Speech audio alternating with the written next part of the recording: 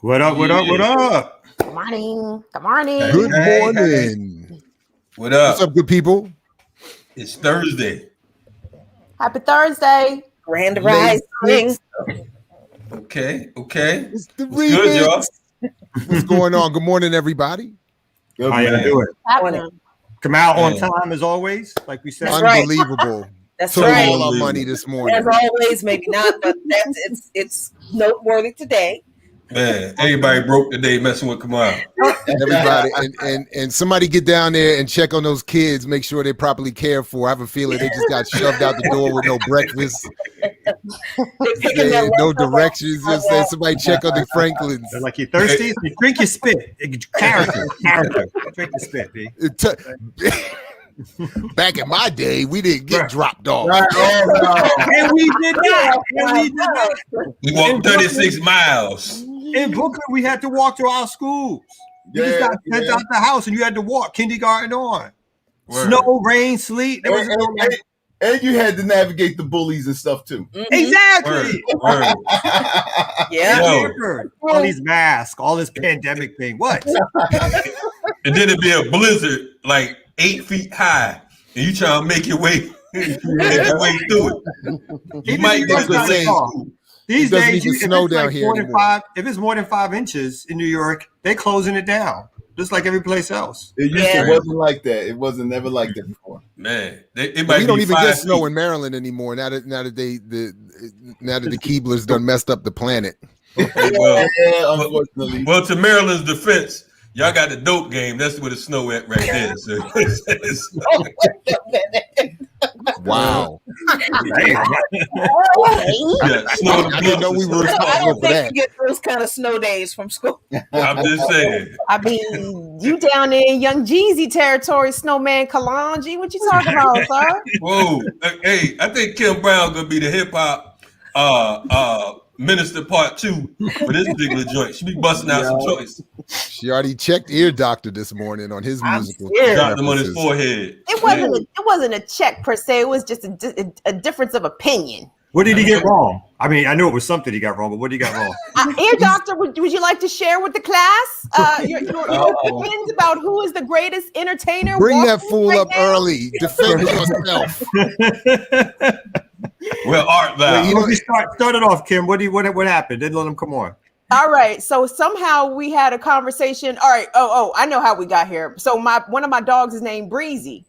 And Ear Doctor said, "Oh, will you name your dog after Chris Breezy?" I said, "Absolutely not. Why would I name my dog after Chris Breezy?" And then Ear Doctor said, "Well, you know, Chris Brown is the greatest entertainer walking right now." I said, "Walking where? Where? Beyonce is still rules the planet. How can you even put Chris Brown and Beyonce in the same sentence?" So then he said Chris Brown is the second best entertainer out here after Beyonce, and I still have big disagreements with that. So if Ear Doctor wants to defend his position, please, sir, by all means. And then he appears. Listen, we talking about being able to spit rhymes, being able to dance, being able to act, being able to sing. Yeah. Papers. Well, I know he has been in a movie. Doesn't mean he can act. I mean, the dude does it all. Just like James Brown, Michael Jackson, as an entertainer all around. Who else is messing with him besides Beyonce? James Brown, Michael Jackson, Chris Brown. That doesn't sound. Listen, man. Him and JB got a lot in common. We talking entertainer all around. Their relationships to women, they got something in common for sure. Okay, Absolutely. come on. Now, The Lord is not going to save you on this one. that's right. That backdrop is not going to make this any better. He's not. The Lord ain't gonna save you, brother. He is I displeased. said mine. I'm out of here. And Okay. listen, hold on. And to be fair, like, so I see people in the comments are like Beyonce. I'm not even a big Beyonce fan. I can appreciate what Beyonce does. If we're talking about entertainer, singer, actor, etc., I mean that's clearly Jamie Foxx, right? Jamie Foxx is head and shoulders above everybody. Never. Yeah, I'm trying to do it. Come on, He's not even that funny. I mean, well, you got but you got Wayne Brady too, though. I mean, I know we don't look at Wayne Brady, but Wayne Brady, I mean, He can't rap. Wayne Brady. Wayne Brady. Wayne Brady makes Brian Gumble look like Malcolm X. Exactly. So you got that Wayne Brady. Is there another Wayne Brady?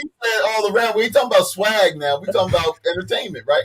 Is there another Wayne Brady out there that I haven't heard of yet? It was Wayne Brady. Wayne Brady's the rap, man. Is Wayne Brady gonna have to come on here and smack a right?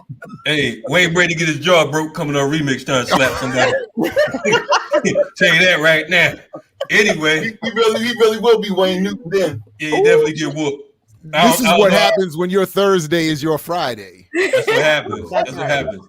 I'm confused about the whole thing, man. I mean, I don't know if I had to go represent BPM and they said, listen, man, we're going to give you $10 million. We're going to donate another $100 million to the RemiX Morning Show. If you can name 2 songs by Chris Brown, I'm out of here. I'm done. I'm sorry, y'all. I lost already.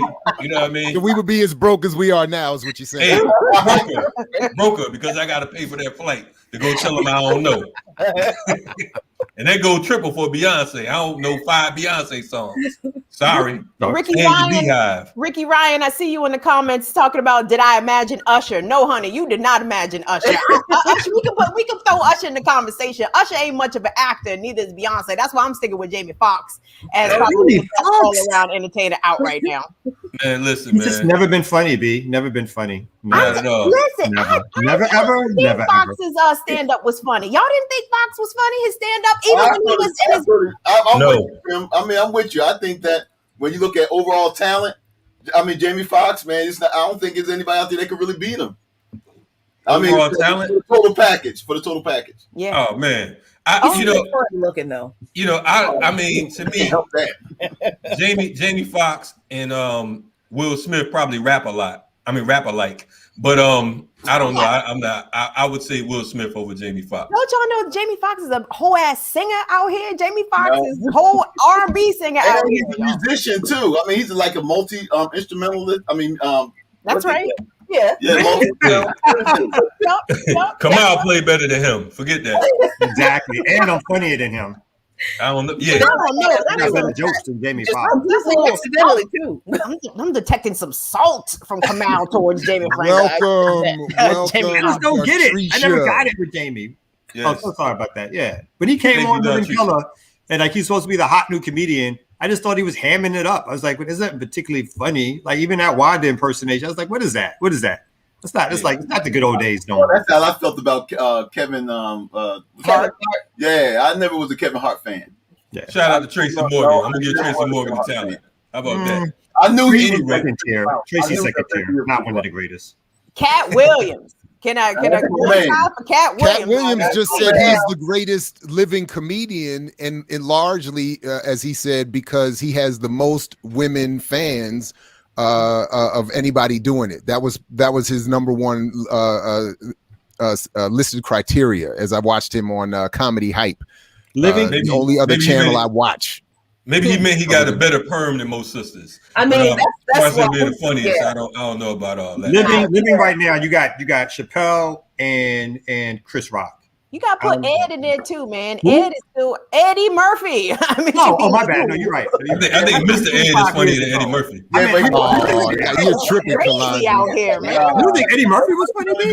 You're tripping. Yeah, shout out to Charlie Murphy. Charlie Murphy. Yeah. No doubt, anyway, Charlie Murphy. I don't know. Ain't none of them funnier than the RemiX. How about that? Look, we're just giving everybody a chance to get themselves settled. Welcome, get themselves warmed up. We got several more important things to get to this morning. I know, and a lot of other great things happening throughout the Black Power Media channel. But it's always good. I mean, people who don't know who we are by now. We don't know. Duh. Well, the two haters, they probably don't know. Wait, are they? Oh, and they're already there. Yep, the two haters. They don't know and they don't care. Hold on, let me get my I bet we get them out of here by the end of the show. You gonna put them over? Of course, that's what we do. Voodoo. I don't mind. Let them start off hating. We appreciate that. Anyway, Kalanji, who's here, man? You here? Man, I'm in the place to be. Shout out to all the people that's in the place to be with me. I got my man Jared Ball on deck, alongside Baba and Jackie Lukeman, alongside the burn it down posse, Kim Brown. She always rolling with like her and the dogs burning it down. Miles Franklin's in the building. You know what I mean? Our legal expert. Also, we have DJ Jesus, aka the Air Doctor, in the building today. You know what I'm saying? And we got Mayo on production. And right about now, we got 92 viewers checking us out in the first 12 minutes. You know what I mean? So that means we about to set it off. Shout out to the 2 haters out there, or the 1 hater with 2 devices. You see? I hater. You expose that game. That's right. That's how we do around here. The remix. Shout out to Brentwood, Connecticut, the #1 city in America. Blackout. Yeah. Sorry about that so early in the morning. Ooh, that came back up. My bad. Ooh. And guys, the dirtiest city? He said the dirtiest city in America. Whoa. Well, Kamal gonna be so banned from Connecticut. A lot of mercy. Is that a bad thing to be banned from Connecticut? Whoa! Yeah, it is. Hey, Baba Lukman, talk to him, man. Talk to him. Hey, look, I can't look. I love my city, man. I can't hike on nobody else's city, man. Anybody ever been through Camden? I can't hike on nobody's city. Shout out to Jersey, South Jersey. Shout out to Dirty Jersey, all our people out there. Y'all still stealing cars? Is that still the thing? You know what I'm saying? Y'all still Exit 15. Stay funky.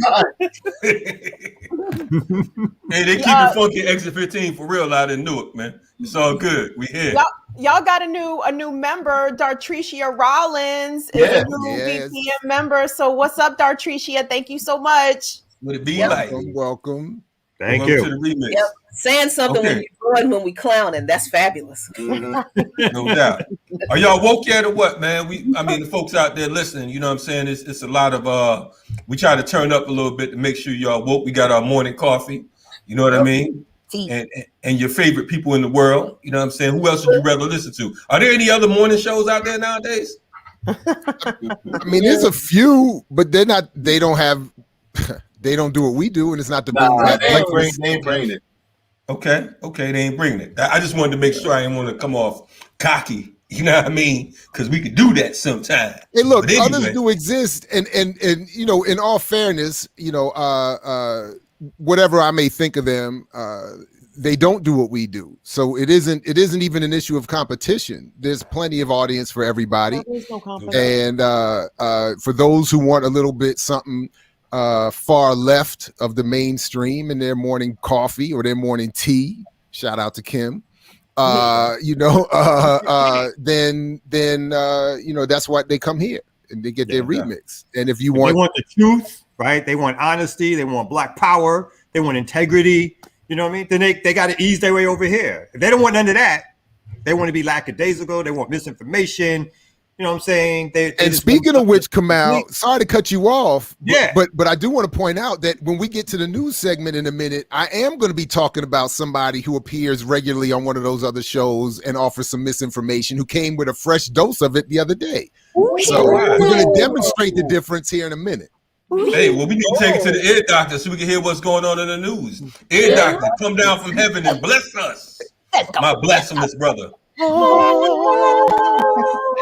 Hey, yo, I'm telling you right now, me and Kim Brown gonna have to have a beauty barbershop hip hop debate. Yes, for real. She is on her hip hop, and I'm with that. Yo, let's take it to the weather right now. You know how we do. The Remix Morning Show. Report. Let's go. The weather report on the remix.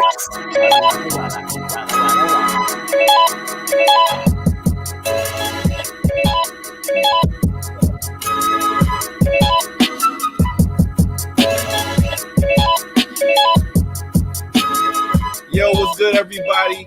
I go by the name of the Ear Doctor, and this is the Remix Morning Show, and I came to give you the weather report like I always do about this time. So, yo, we're going to start off in Jackson, Wyoming. It was 25 degrees this morning, but what's crazy is by this afternoon, it's going to be like 71 degrees. That's a big change right there. Frankfort, Kentucky, it's going to make a high of 66 degrees. And then we're going to take it over to Orange Walktown, Belize. We're going to go down to the islands. Orange Walktown, Belize. I never heard of it. It's a long name for a city, but it is what it is. They're going to make it up to 89 degrees. Now let's take it to the BX, Bronx, New York. It's gonna make it to a high of 64. Boogie down, you know what it is. BDP, you know what it is. Anyway, let's take it over down to Albany, Australia, where you're gonna get a high of 83, and then we're gonna take you to where it is colder than a white man, and not just any white man. We're gonna talk about Blackbeard. Blackbeard, this dude stayed on the Carolinas, going up and down. Stole a slave ship from the French and was just extorting people from South Carolina to North Carolina. That's how he got down. And the thing is, he ain't even like violence. He was just like, yo, I'm gonna rock this beard and intimidate and scare everybody, and I'm gonna be gangster and thug like that. So yeah, Blackbeard. It is colder than a white man in Point Lake, Alaska. The high today is gonna be 24 degrees. So, yo, that's your weather report for today. Let's take it back to the Remix Morning Crew. You know how we do.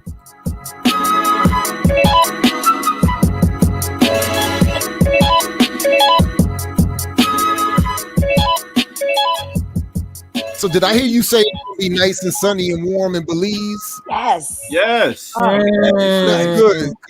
So absconding, accused, sexual misconduct, rapist, destroyer of hip hop culture, Russell Simmons is going to have a nice, warm and sunny day today. You just destroyed the whole Belize vibe. Oh my I just want to make sure, shout out to Russell Simmons down there in Belize, staying nice and comfy, away from all those charges. Jared, you got that wrong. Russell Simmons is in Bali. He's over. Oh, my bad. I had the wrong my bad. Thank you, Kim. You went all that. I had the wrong place. That's why. Oh my God! Almost destroyed Belize. Thank you, Jared. Sorry, Apologize to Belize, please. I apologize to Belize. On the real side, on the real side, you're like, he is not here. What the? I know. They sent an email. Look, my emails are coming right now. He's not here. He's in Bali, fool. Oh my goodness. Hey, Jared, stick to the news, man. I'll be back. There was a clear ear doctor moment. Shout out to Belize, because Belize does have Belize is the home of Mortimer, who was the UNIA President General down there back in the day.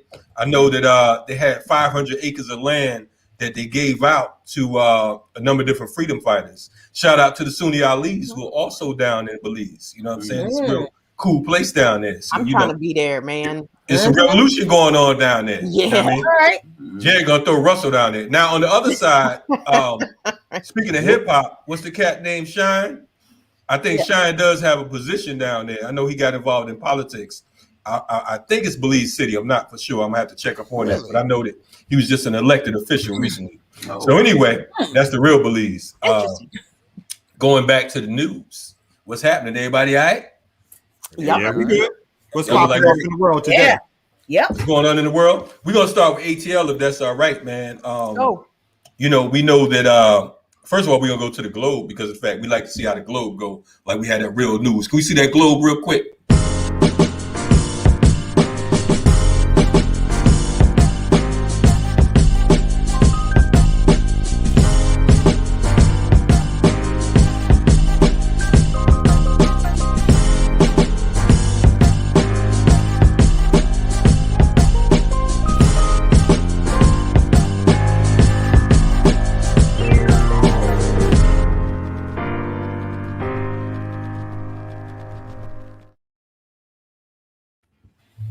See, that's how we supposed to did it. Well, all right. That's how we supposed to do this thing around here. I was jumping the gun. That's what happened. Now, I mean, when you got that early morning tea. You know what I'm saying? Yeah. Anyway, popping off in Atlanta. Most of y'all are familiar with this whole Rayshard Brooks case. Took place last June here in Atlanta, June, July. It was a situation where a young brother, 27-year-old, decided to stop at Wendy's in Atlanta, and he fell asleep in the drive-thru. You know what I mean? So, unfortunately, just like the case of my man up in Missouri, who had his neck, his breathing restricted. You know what I'm saying? George Floyd. Here in Atlanta, we had a situation where they decided to call the police. So they call the police and they say this young man is sleeping in the drive-thru. Instead of going to the car and saying, "Look, man, you need to wake yourself up and move over to the side, you know what I mean, you blocking traffic, they decided to call APD. Atlanta police show up. One of the officers come, try to get him to the side, and he called for backup. So he called this cat Officer Ralph, Garrett Ralph. Now, for 29 minutes, they spoke to this young man, Rayshard Brooks. They talked to him about all the beautiful things in life. What's going on? My man's like, look, today's my daughter's birthday. You know, well, did you have any drinks? Yeah, I had some drinks or whatever. What did you have to drink? Well, I forgot. My baby mother hooked me up with some drinks. Okay, pull over to the side. 29 minutes. They talking to him. It looks like everything's cool. So they decide that they want to give him a sobriety test. They give him a sobriety test, and they determined that he had alcohol in his system, and they decided they want to take him to jail today, right? Rayshard Brooks, like any other brother in America, don't want to go to jail. Why would you want to go to jail? Especially when you just finished drinking and you had a little bit of celebration for your daughter. Now, should you be drinking and driving? Of course not. Or are there ways to handle this thing? Of course there are. So my man decides that they want to lock him up. He started wrestling with the cops. They pull out a taser. He grabs the taser, just like anyone that has any sense. You know what I mean? You're not going to just sit there and get electric volts shot up in you if you can grab the taser. So my man decides to grab the taser. He runs with the taser, and they end up shooting him in the back twice. Okay, they murdered this man in cold blood. Everyone saw it. There was all kinds of people in the drive-thru, people with children, men, women, children, the whole thing. So they decide that Keisha, the mayor here, Keisha Lance Bottom, decides that she's going to fire him. So within 24 hours, she lets him go. So homeboy decides, Garrett Rolfe decides he wants his job back. And many black folks are like, man, he ain't gonna get his job back because of the fact that he murdered this man and he's facing first-degree murder. But no, not the case in Atlanta. They rehire their offenders. So they decided that the Civil Service Board decided that they were going to reinstate this man. Now, he's reinstated yesterday. Okay, they're saying, okay, well, he's reinstated. He still has the charges, but he can't. Part of his probation or his not his probation, his bail is that he can't carry a firearm, but he's still in the job. You know what I mean? I want to know you all's thoughts. I mean, I know that last summer around the same time, there was a case a couple of days later where some a Morehouse student and a Spelman student was attacked in their car because they weren't moving fast enough during that whole rebellion. They snatched them out, black officers. And I just want y'all to know, when we talk about F the police, we're not just talking about white cops. We talk about black cops, straight cops, gay cops, whatever. You know what I'm saying? It don't matter. Yes, the system of policing. So those particular cops were fired as well, and they were reinstated. We didn't hear a lot about that. You know what I mean? But I want to know your thoughts or whatever, because folks are jumping up and down talking about, well, he's still facing charges. I mean, how do you all feel about that? This is what we don't understand about the power of the police unions and the fact that the police union is the strongest union in this country, to where the police union can override the decision of a mayor. And they pretty much don't have to answer to anyone. So I think that, this is a part of us understanding how this whole system of policing works. It's not just police departments. It is also the political apparatus of the police union. And it is a political apparatus. The police union is not like the steamfitters union or the Teamsters or the plumbers union. It's a political apparatus designed to protect killer cops. That's what it exists to do. And to keep law enforcement completely lawless and unaccountable to anybody. So I think that's a part of this issue of the institution of policing that we have to really understand and incorporate into our fight against, abolishing the police, because we got to abolish police unions as well. Right. And I'm glad that you stated that, because of the fact that in most cities, towns, and states here in America, cities and towns in particular, the police are the actual security for the mayor and the police chiefs and so on and so forth. So just like in New York, when you had the situation with what's homeboy's name? De Blasio a few years ago. the police turned their back on him because of the fact that he was talking about the whole stop and frisk and all that other type of shit. So the reality is, you know, like Jackie said, the police union, they're the mafia, and the police themselves are the hitters. And I want to point out, I did say when I said George Floyd, I meant to say Minnesota instead of Missouri. So I wanted to correct myself on that. So 2 quick points I make is, one, when we talk about the night of the incident, it is clear that the cops were antagonistic, bullying and harassing, where, as you said earlier, they could have simply moved this car to the side, called somebody in this person's family, took the keys away. There's a bunch of different things they could have done to resolve or de-escalate the situation.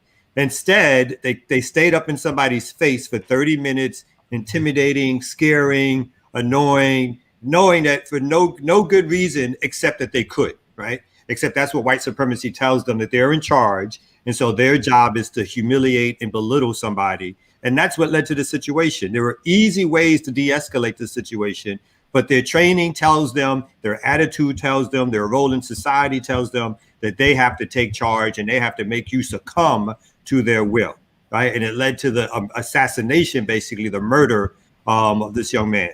And then secondly, this board claimed due process. And so we have to go back to the issue of, due process is when something is done arbitrarily, right? And someone's not giving their sort of fair rights to hearings and supposedly a justice and a procedure, which will lead to some outcome that everyone can say, or at least if you don't agree with the outcome, the process had some sort of fairness to it, right? So where's the due process for this brother who was killed, Rayshard Brooks, by the police? The police in this particular case, as in most cases, become the executioner, the jury, and the judge all in one, where their role should have been, again, to de-escalate and to move along. But instead, their arrogance tells them that they are the court system. They get to enact life and death over you. And that's what happened that night. And so this cop now gets some sort of due process that he didn't even afford his murder victim on the night of the assassination. Yeah. And the nonsense they're coming with now is they're saying, look, he was really interested in that community. In fact, he was looking to buy a house in the community and all this other nonsense. We don't care nothing about that because of the fact that we're in that community. As far as CMB, it's about a mile away from the CMB house, and where we do all types of organizing, including policing the community, for lack of better words, policing the police. And, we know that it's BS because of the fact that right now gentrification is the order of the day. So him looking to move into that community wasn't to help black folks. You know what I'm saying? It was to help to reinforce gentrification. And that's part of the reason he was there that night, to make sure that he can, get rid of this this eyesore, this drunken 27-year-old, which is the same age as him at the time. You know what I mean? Whose life he just stole, he took away. You know what I mean? And rightfully so, the people decided that they would that Wendy's couldn't stand there because of the fact that one of those Wendy's employees decided to call the police. This should be a lesson. That's right. This should be a lesson. How many of you have taken a drink and have left the facility, whether you walked, whether you drove, or whatever the situation? Should you be executed because of that? I mean, we got to keep that in mind. Regardless of if people have been drinking or not, I mean, police get called on black and brown people just for existing, for walking through a neighborhood, right?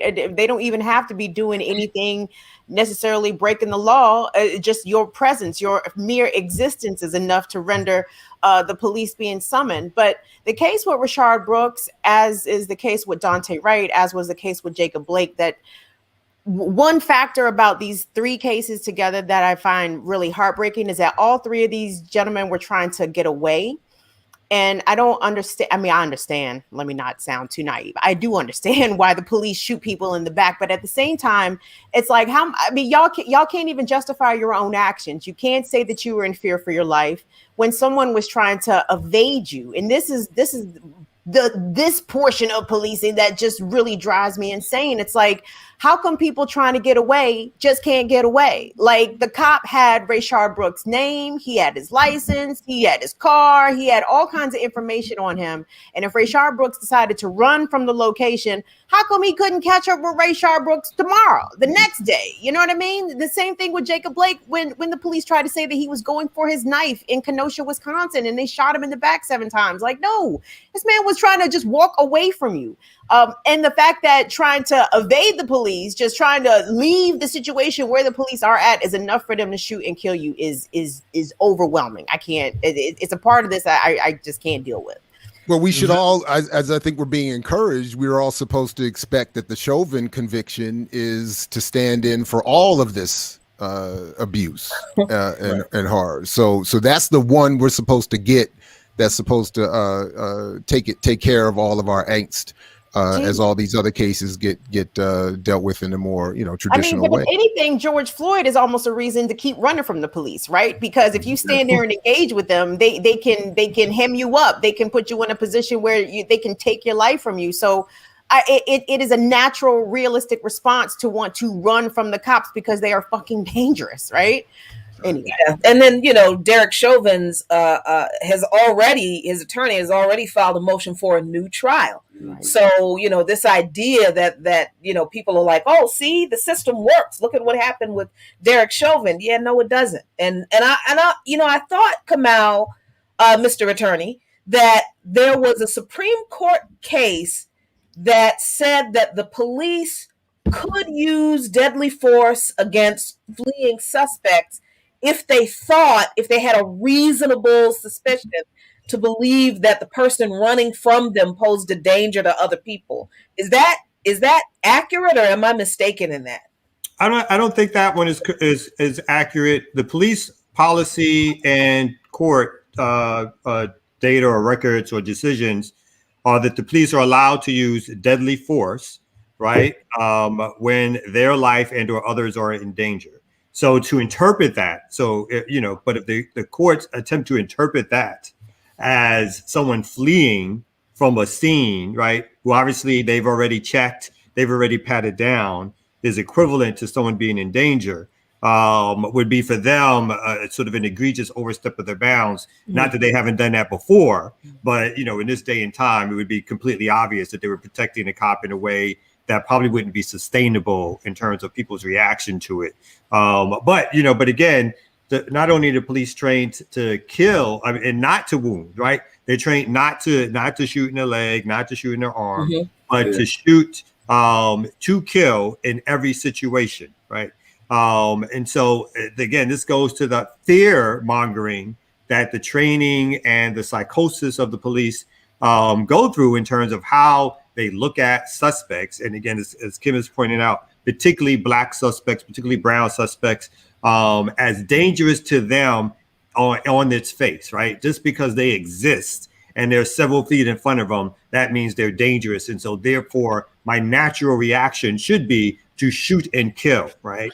And if it's obvious that because Chris Rock had this joke, you can't have a bad day, right? There's no such thing as like an airplane pilot that like as a bad apple kind of analogy that he crashes a plane every now and then. If you can't handle the job, you shouldn't be in the job. But obviously, as was stated before, the job is meant to perpetuate this kind of action because the police are a control mechanism, the mechanism to take control and power away from black folks. And if that means occasionally killing someone to show that they have that power, and then paying out blood money later on, they're more than happy to do it. And I always felt like in the Rayshard Brooks incident, I always felt that one of the reasons why that cop went for his gun because Rayshard Brooks bested him in the fight. When we seen that on the thing, and I just thought that cop's ego was in play because we looked at Jackie and I one time when we talked about it. You ever look at the Andy Griffin show? And I understand that it's a TV show, but you got places, man, where you got the town drunk. And ain't nobody scared of the town drunk. They let him sleep it off, and So I think it goes to your point, Kamal, that if he cared about the community so much, this is what he's saying, then he should understand a lot of the social ills of the community, and there's a lot of the stuff that goes on in the community. So come on, man, how you gonna police a community that you know that you don't have somebody that's intoxicated. That's crazy. Yeah, just a little bit drunk and sleepy. Come on. Well, hey man, we're gonna come back and report on this story a little bit more at another time. We got more news we gotta get to, but you know, we're gonna stay on the case with this Garrett Roth clown, you know what I mean, and all these other pigs who exist within this colony. But Jared has some more stuff he's gonna rock on. What's happening, Jared? Yeah, you know, so I was talking a minute ago. We were talking earlier about the differences in our morning shows, and you know, one regular contributor to the Roland Martin morning show is this columnist here, Michael Cord. And if people don't remember, Michael Cord, along with the mythology that he's promoting here, that I'm going to get to in a minute, remember, he is also the one that told everybody unapologetically during the last election that if you are black and you do not support Biden, he said you are a traitor. Oh, wow. All right. So did he really? He absolutely did on the Roland Martin Unfiltered morning show, in fact. So yeah, it's at least a few treacherous folks around here for sure. But anyway, because I have this Google alert continue to be set on buying power, I keep getting these drops. So just this week on May 4th, Michael Cord comes back again to talk about black consumers must demand respect in Philly across the U.S. Now, he's not here. Now, to his credit, apparently Pam Africa has said that he has on at least some occasions positively referenced Mumia. Or the MOVE movement, MOVE organization. So I do at least want to acknowledge that Pam has said that. I have not witnessed this coverage, but Pam is certainly going to be aware of that, and shout out to her. And I won't, begrudge that. But in this case, he is more than mitigating any I would argue more than mitigating any positive reference to MOVE or Mumia by one, again, with the treacherous comment regarding elections and supporting Biden, but here again promoting this mythology that black people have an economic strength and an ability, as he's going to discuss in his monthly column titled Black Dollars Matter, that we have a wealth and an economic strength that simply does not exist. So as he says here, most heavily promoting, this is the mythology right here. He says, we got money. Black people got money. According to the Selig Center for Economic Growth at the University of Georgia, blacks in the United States as of 2019 have a buying power of 1.4 trillion, which by 2024 is expected to expand to 1.8 trillion. Now, again, as we've talked about in many times over, throughout this channel, black wealth is by 2050 going to be zero. So the idea that they are projecting an economic strength moving forward belies, speaks diametrically in opposition to the reality that the black economic condition is worsening. But here he is saying that we have this economic strength. And the real reason that he's saying it is because, as what the myth, as I keep trying to argue, is really here to do. It's to remind white corporations that black businesses, that black owned media are here and deserve their attention. They deserve their ad revenue. They deserve white corporate America's support. So when he's talking about, anyway, my point is that, let me just come back up here real quick. What he's talking about here, in terms of shopping while black and in terms of referencing the so-called buying power, is what he's saying is that black people should not support businesses that mistreat black people in terms of racism, or don't have a diverse enough staff, etc., or so forth. And ultimately, what he is saying is that what has to be respected is Black America's buying power or economic strength. Now, he's not saying black people need to politically organize and assume political power. He's not saying redistribute wealth. He's not saying any of that. He is simply saying, why, in other words, why would you, shop where you're not respected? And that we need to go back to traditions of don't shop where you can't work or where you can't buy. Going back to these traditions of boycotting, and that's what I had just wanted to grab. where did I put it? Oh man, that's what I was just looking for. Which, and I'm going to get it in just a second.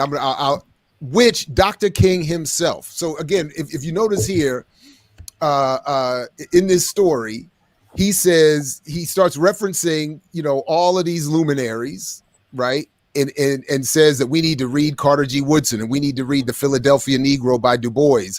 Not anything written by Du Bois in the last 100 years of his life, but or in the last 60 years of his life. But read his early work. Don't read any of his redistributionist work. Read, and then the point being, read all of this so that we can get this overblown sense that if we don't buy where we can't work and go back to these traditions and movements of the 30s and boycott movements of the past, we can. Again, if we go back to the campaigns of these campaigns and boycotting, we can advance ourselves economically. But of course, this belies again the reality that Black America is worsening economically. And the point I'm going to get to, I'm going to jump off, grab it in just a second, is that Dr. King himself, who was constantly referenced and misquoted, or people like him are constantly referenced and misquoted or taken out of context, said himself boycotting was one small step that ultimately was insufficient, and what we need is public policy that redistributes the wealth back to all of us that we all helped to create. And it's people like Michael Cord who go on other morning shows and publish in other spaces this kind of mythology that continues to confound and confuse so many in our community, and as I'm going to show you in the last story I wanted to bring up, leads to a kind of class division and inequality that many of us want to praise as opposed to being critical of. So, any quick, thoughts on that by from anybody? I mean, is that commentary? Does that apply to like the Black bougies too, who try to fall over themselves to buy Benzes and Lexuses and bougie and all that bullshit? Like, is he telling them bougie niggas not to these are my questions. Again, apparently Louis Vuitton is not a racist company, and apparently neither is Mercedes or BMW.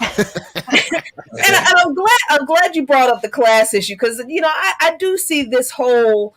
Blacks have $1.8 trillion spending power as a class issue among us, because this is just another way for bougie Black folks to tell poor Black people the reason you don't have anything is because you're not spending your money where you should, and stop buying all these other things, and you should be spending your money more wisely, when people are literally paying their bills and buying food and groceries, and most of us are not. Buying these frivolous luxury items. They're not misspending money. Whatever money we have, we're spending it to survive. But the other thing I want to say real quick, this also feeds into this idea that Black people are not unified, and that's why we can't pull off a boycott. And this was a comment in the chat, which I try to stay away from. But I am so sick and tired of this particular demonization of Black people as if we are uniquely pathological, that we are the only group of people who can't get along. That's right. And I'm sorry, y'all, that's just bullshit. That's not facts. There is no group of people on this planet that has ever had and that will ever have a 100% unified perspective on any damn thing. All white people don't agree on everything. All Asian people don't agree on everything. Black people have a difficult time organizing, not because we can't get along and we're not unified. We have a difficult time organizing because this system has attacked every effort that we have ever had at organizing on every possible level. And no, we're not a monolith, but that's not unique to us. So I can't take Black folks anymore talking about how fucked up we are, and that's why we can't get our stuff together more, much worse than any other group of people. We need to stop that ridiculous white supremacist ideology about Black people not being able to get along, and that's why we can't get our stuff together. Because it's the exact same thing as, Black people are spending all their money wrong, and that's why y'all broke. It's the same messaging. And please stop. Absolutely. Okay, Well, speaking of spending money, and the prophetess Jackie has spoken. I want to, while you talking about spending money, shout out to my son Cashmere Couture. You know what I mean? Who provided my gear today? You know what I mean? So if you want to buy black, here you go. Anyway, I see what you did there. I like how I did that. You did that too, huh? Yes. Well, listen. I'm gonna find the exact quote that I'm looking for here. That's really speaks exactly to what you were talking about, Jackie. This is something that I got from the Godfather Tom Porter. This is one of the speeches that Dr. King gave to the leadership of the SCLC in the summer of 1966. Not a lot of people get to see this kind of stuff. Or actually, this was in November of 1966. But it speaks to a king that is very different than is often projected, and he speaks to the exact point that Jackie, you're talking about there, where it's not. This is not about black people not able to stick together. In fact, as he points out, black people have stuck together historically as well as or more than anybody else. It is that the most powerful state in human history continues to intervene in that, and then by the way, to send us misleadership, misjournalist class type stuff that leads to us being confused into thinking that someone's progress is ours. So to sort of start a little, I think we should just make it to a regular routine segment here on the Remix Morning Show. We need to start visiting the homes of the wealthy among us, and I think not not to adore it or be jealous or to shame those of us who can't live like this, but to raise a question that was raised, I think, Jackie, by you before when we were talking about this off the air, of why would anybody be allowed to live like this when the rest of us cannot? So this is just quickly. This is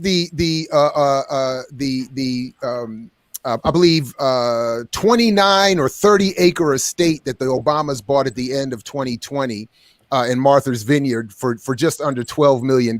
This is what all that hope and change has led to for them. And I want to say again, as we scroll through this just very quickly, that by 2050, black wealth collectively will be at zero. That as we were reporting with all the black businesses we've created, we've only captured 1.3 of the total national revenue spent on businesses. So this is not about black people not being able to do business or come together collectively. It is about class divisions. It is about white supremacist impositions on our ability to unite. It is about the imposition of this kind of we should want to live like that. Anyway, let me stop. You are. It's about that class of wealthy black folks who have joined with the capitalist class and have always done so to suggest, again, as Jackie's pointed out, that the problem is the rest of us. Is that a closet? That's what the problem is. The problem is that we, as a group, he said, the problem is that we as a group refuse to struggle to get nice things like them, right? So no systems analysis, no ideas about sort of imperialism that changes course.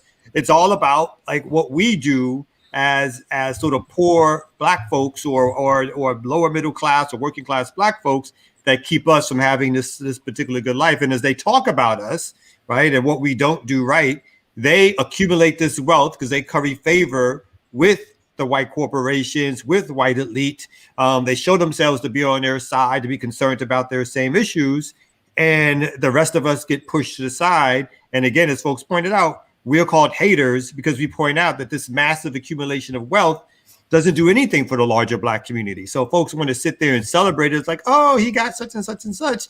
It's like, well, what has that done? He's accumulated all these resources, spent $12 million on this house. Like, what does that do for the larger black community? And I am hating on it because while they're taking this nice little stroll to their private beach and their private, the people in Flint can't even drink their water. That's right. In part because he's faking and taking fake sips of water, pretending to be their leader and to speak on their behalf. So I am personally, I can't speak for the rest of the crew, but I am personally hating very hard on this in particular because he's living like this. They're living like this, specifically because so many of the rest of us cannot. So this is not about, obviously that's a beautiful home. It's a beautiful piece of land. But the reality is, if like John Henrik Clarke said, I'm not going to drive a Mercedes if my people aren't making them. And that's the kind of leadership that we should have. And I wanted the thing about just very quickly about this whole concept of we can't get anywhere as Black people because we don't stick together. White folks, forget the rich. Even the middle class white folks didn't get there because they were unified. They got to the middle class because the government had programs to help them get to the middle class. So it wasn't nothing about white folks coming together to be unified. So I just think that it's just easier to blame the victim as opposed to, as you guys were saying, having the proper class analysis and system analysis that's necessary in these situations. And I just want to just piggyback on that. When I look at these pictures of Obama's mansion, I just can't ever forget that this was the dude who stood in front of our people and said, y'all need to stop sitting your children in front of the television with cold Popeyes chicken. Right. Oh, he hated us. And and people get mad at me, even in my own family, when I say it. Obama did not like Black people. I'm sorry. I'm going on record on that. He didn't. And he still don't. And he still don't. Hey. And what's further interesting for me really quickly is that, and again, in terms of the media analysis, right? So the media analysis is strive for resources and to be rich. But when you look at a U.S. media analysis of other countries, when you have like masses of poor people, they never point out, they never tell those individual poor people that the reason they're poor is because they don't work hard enough. They actually do an analysis of their political systems and tell you everything that they think is wrong with it. Sometimes the analysis is actually accurate, right? Because they're trying to point out what's wrong and how that political system doesn't work. But that same razor sharp lens never gets turned on the American political system because they're benefiting so much from it. And they like the fact, of course, that they get to be sort of the top 1 or 2%, and get these endorsements and resources and so forth. And so the other 90% of us, or 95% of us, 99% of us get thrown under the bus in terms of any analysis, because it's always our fault as to why we don't have resources and so forth. Well, just real quickly, I know we run out of time with the segment, but they attempted to do that with us with the Moynihan report, until they got into the benign neglect thing, but they attempted to do that, and we haven't had that type of critical analysis of the system since then, when it comes to architecture and plight in this country.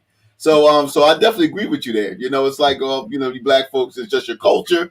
If you hear from people like Thomas Sowell, it's Black culture that's the problem. It's this, it's all this other kind of stuff, as opposed to really putting the blame where the blame is.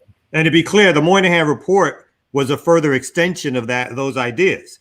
Is that Black folks, our homes are in disarray. When Black fathers are leaving their homes, Black folks need these working class jobs, and their analysis was one to prevent radical politics in the Black community, and to force us into doing sort of menial tasks as our salvation for surviving in America.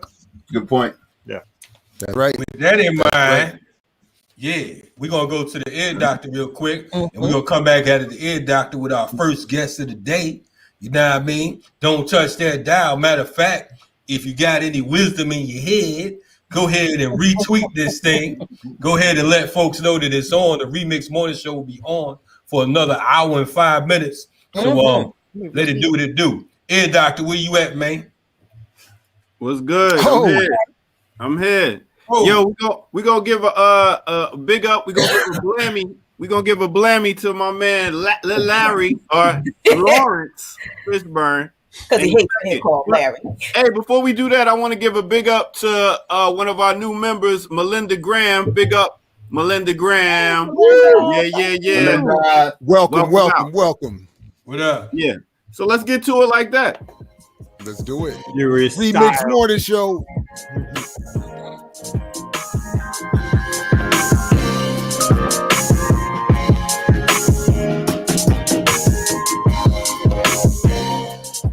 Yeah. Welcome out, y'all. I'm the ear doctor, and we're taking a little break right here.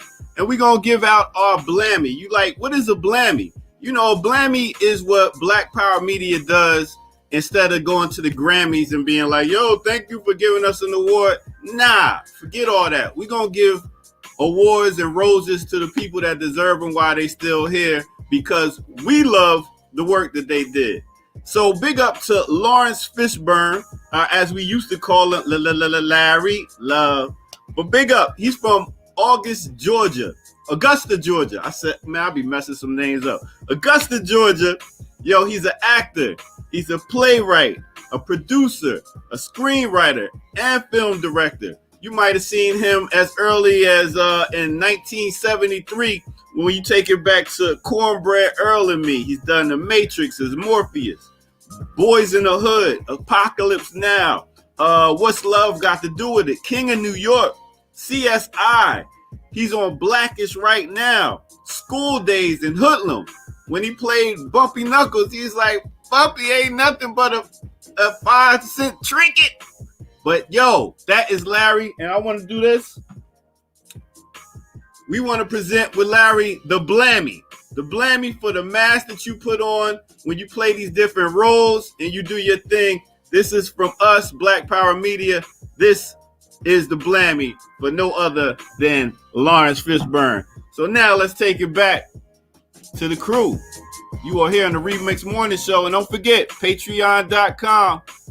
Let's keep this movement going. Black Power Media, y'all.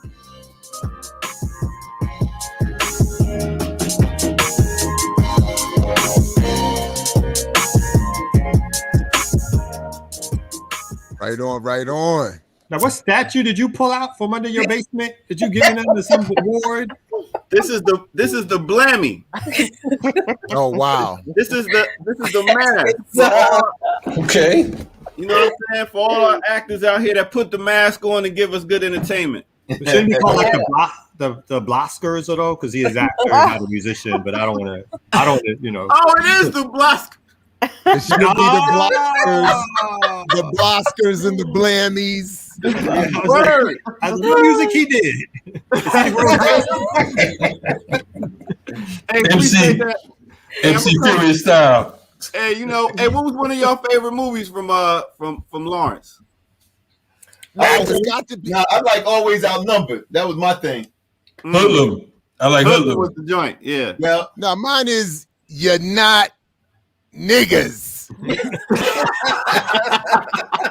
One of his first acting role was actually in Apocalypse Now. That's right. Like the seminal movie that was critical of the Vietnam War, and he was like a 13-year-old kid. So, but his favorite line is, "They killed cornbread."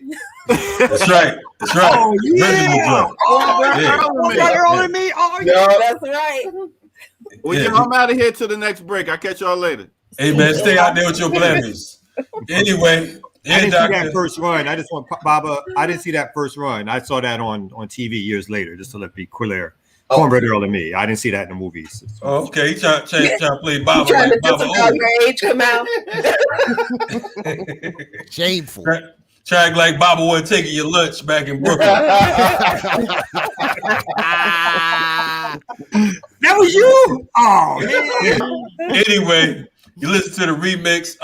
We got a special guest coming up. We're gonna fade the black real quick and come back with somebody that's blacker than black, blackity black, black, black. You know what I mean?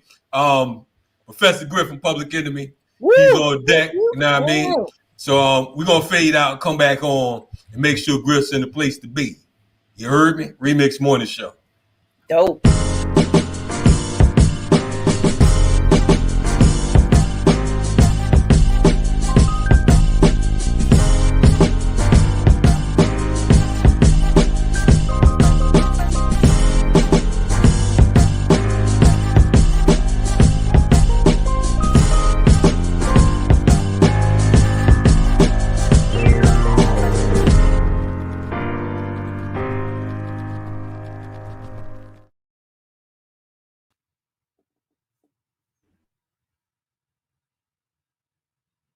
And action. You're on, bro.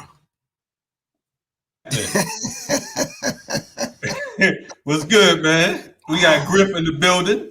Peace, man. What's going on, good bro? How you feel? Hey, man, trying to survive out here. You know what I'm saying? We needed somebody as rugged as me or worse than me. So we said, hey, where Professor Griff at? What the deal is, man? Whole bunch of nothing, a little bit of everything, man. I'm just kind of keeping my eye and my finger on the pulse of what's going on a local level, but understanding what's happening on a global level, especially when it concerns our people, man. And right now, I'm kind of zeroing in on this Derek Chauvin, the second trial. Word.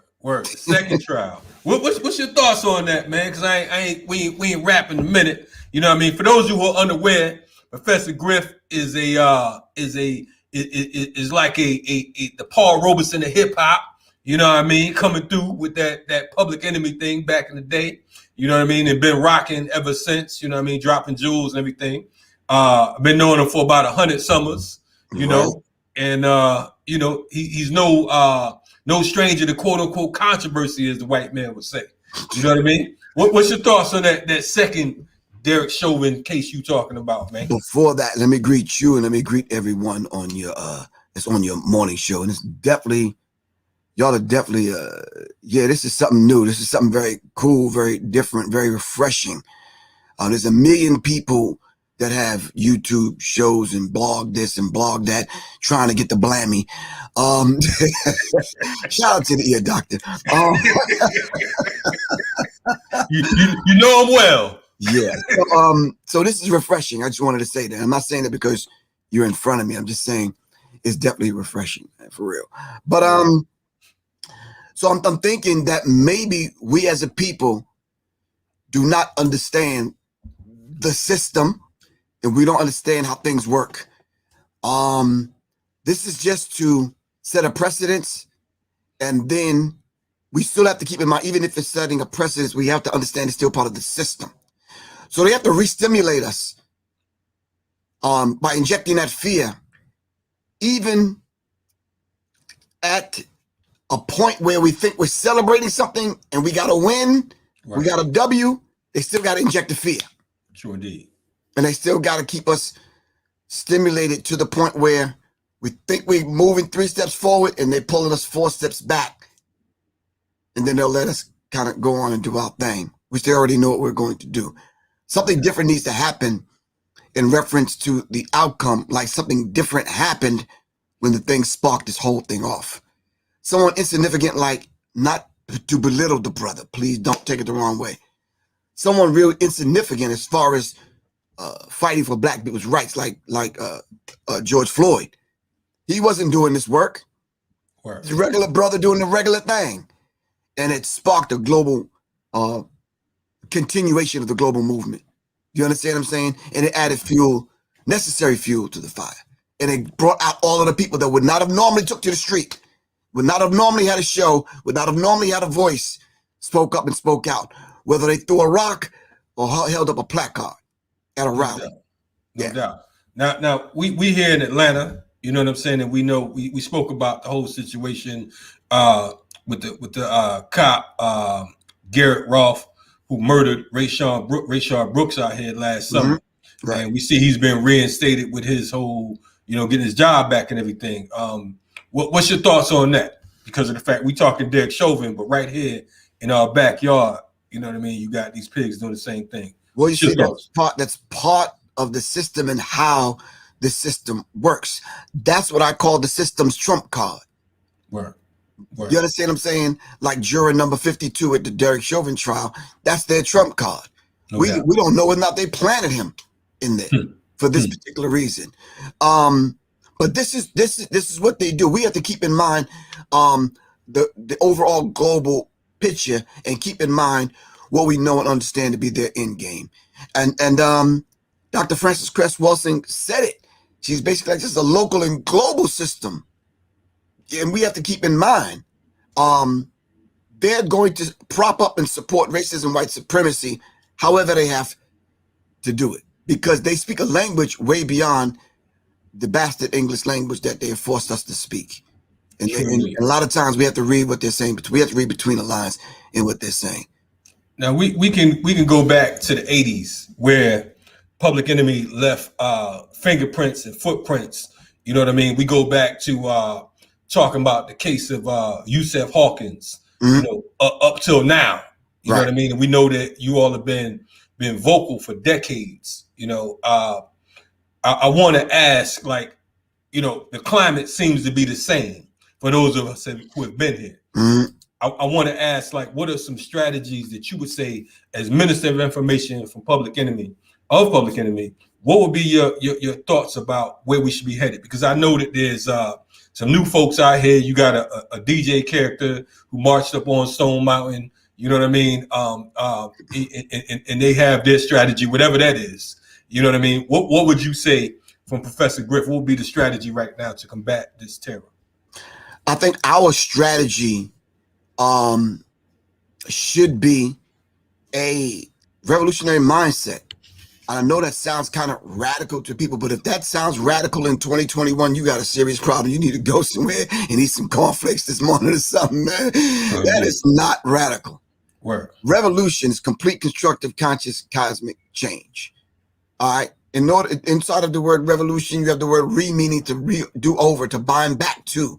Inside of the word revolution is evolution. So let's just rethink this thing in order to move forward, to evolve. That's all it is. You understand what I'm saying? Let's move forward with that mindset. Number two, I think we should know and understand who our allies are, and know and understand how do you deal with and negotiate with and rock with some allies that may not look like you. Do you understand what I'm saying? Because they know how to do it. That's just understanding military strategy. That's all that is. Last but not least, we need to get our spirit right, man. Get our spirit in place, that we're not in it for the short run, the quick race. We have to be in it for the long haul, meaning that I have to start looking back 3 to 4 generations behind me of children that's probably going to come from my lineage that I don't even know. Children that's going to come from my bloodline. And when I say my bloodline, I don't necessarily mean my AB positive bloodline that runs in the Griffin family bloodline. I'm talking about the revolutionary bloodline of all those revolutionary warriors that's coming behind me, and they're coming. You understand what I'm saying? Because the work has not been done. Now, what I mean by revolutionary warrior, I don't only mean on a physical tip, knowing how to defend yourself and take it to the enemy as far as moving them chess pieces around on the chessboard. I'm talking about having a mindset and a spirit. This is revolutionary work that y'all doing on the morning show.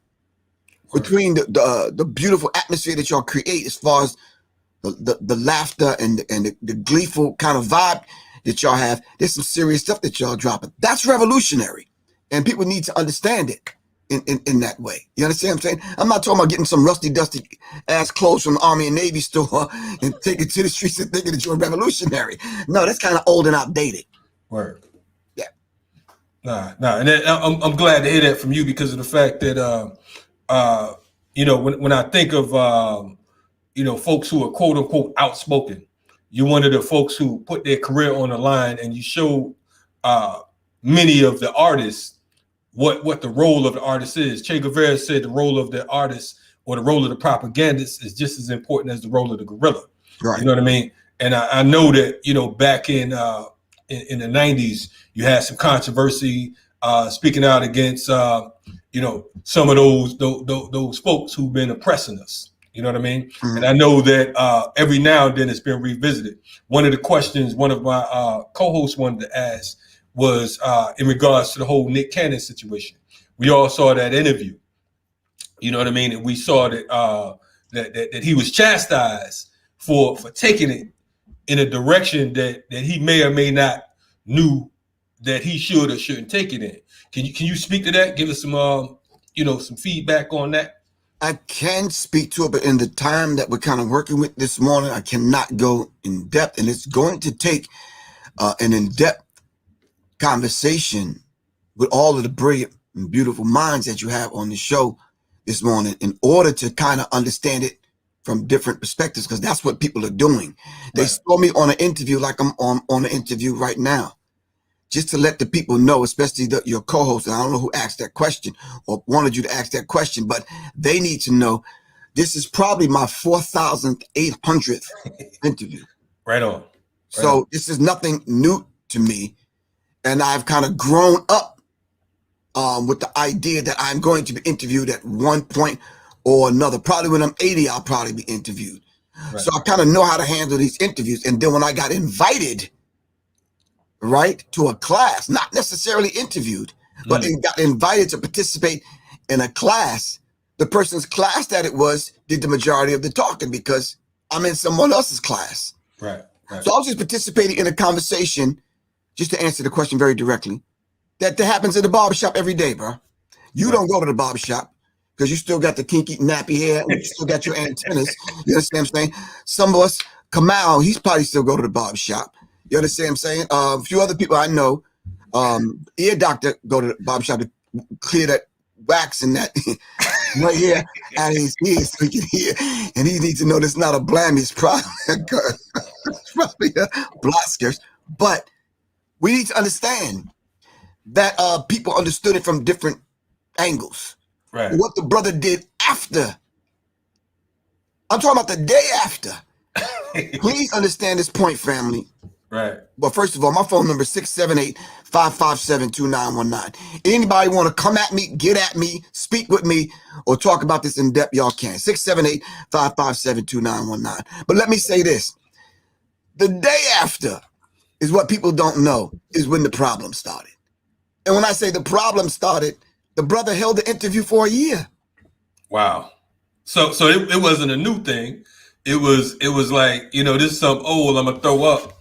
And I think the time is right now type thing. Was that it? I don't know what the strategy was, because after that, after everything blew up, I talked to him only twice. Wow. And I was waiting to have the conversation face to face, because you know me, Kalonji. I'm a face to face dude. No doubt. If I hear you talking about me, I want your address. You can meet me at Burger King in the parking lot. Let's talk. Yeah, and we rumbled together in different states. For the record, I saw Griff pull a whole gate up in Florida. I'm not violent, bro. Just know that. I'm a no nonsense kind of individual. That's and I'm not joking either right now. But so we've been on the road. You know what I mean? Let me just say this though, and to clear everything up for everyone.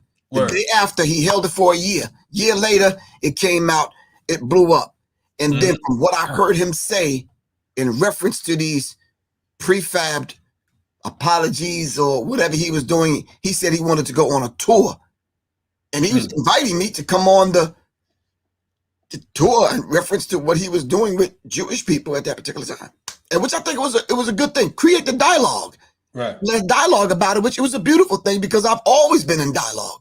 Right. The Jewish people, unbeknownst to a lot of black people, I've always had dialogue and have traveled many places, sit down face to face. We didn't need cameras rolling because we were dialoguing. It wasn't for the purpose of social media. It was the purpose of coming to some kind of understanding of where we at with this thing, not only with Professor Griff's case, but the mindset of black people. What's going on? So what he did was, that was very disrespectful to me. And I want to talk to him about it face to face. And I'm not coming at the brother. I'm just saying, man, to say that about our ancestors is just not cool. Dr. Francis Cress Welsing's work speaks for itself. Plain and simple. And what exactly did he say about our ancestors for the record? For the record, when it comes to our birthright as being the original people, not only that, when it comes, and he spoke about in reference to Dr. Francis Cress Welsing's work in reference to them not having a degree of melanin in order to check their aggressive, oppressive, destructive behavior. You understand what I'm saying? It just kind of threw me for a loop. And it's like, no, the sister was dead on. Right. You understand what I'm saying? Dr. Ben was dead on. Dr. John Henry Clark was dead. Amos Wilson was dead on. Tony Martin, Dr. Tony Martin was dead on. And not only our ancestors, but our living elders spot on what they were saying and are saying. So come on. Word. Boom. We here with Professor Griff. You have a lot of things going on. I mean, of course, like a 20-minute interview with you, that's like, we'll joke like 19 of those minutes and come back. Come back with 1 minute. So we almost doing a disservice, so we know we're going to have you back on here. But what I want to ask, I know that you're doing some work right now around survival and preparedness and getting our brothers and sisters trained up, which is something that folks been begging for years or whatever. Can you speak to that? What's some of the things you're doing with that right now? Well, I saw the rise of gun clubs. I saw it especially in Atlanta. I see the rise of Black people purchasing firearms because it's a result and it's their response to the whole Trump thing going on. The rise of white supremacist organizations and groups, and then it culminated to what happened on January 6th. And when Black people sat back and said, whoa, hold on. So as I attend the gun shows, I see the rise of thousands of guns being sold to Black people, but I don't see the rise of gun classes to produce responsible gun ownership. Right. But the organizations that are responsible for giving certifications and moving these classes along are always those other people. We don't have one. Right. You understand what I'm saying? If we do have one, they're dealing with some Negro-ness. So the gun clubs are beautiful and they're about that work. But it's organizations that have to qualify people and train people. It's lacking. So I kind of stepped up to the plate and wanted to add my expertise, so to speak, bringing it above ground to educate our people in self-defense and to be responsible firearms owners. Word. So how's that coming? I know you're talking about doing a national tour. I talked to one of the folks in a different region. How's that been coming along though? It's very, very difficult because our people still approaching it through the lens of being afraid of those other people. You understand? If we have a reciprocity law and we understand the reciprocity law dealing with firearms, then we should understand, you can travel from state to state with your firearms, but you have to know how, what caliber of weapon you're carrying, and what the reciprocity law is. So it's just sitting in a class and understand and stop being afraid of people. You understand? This is their law.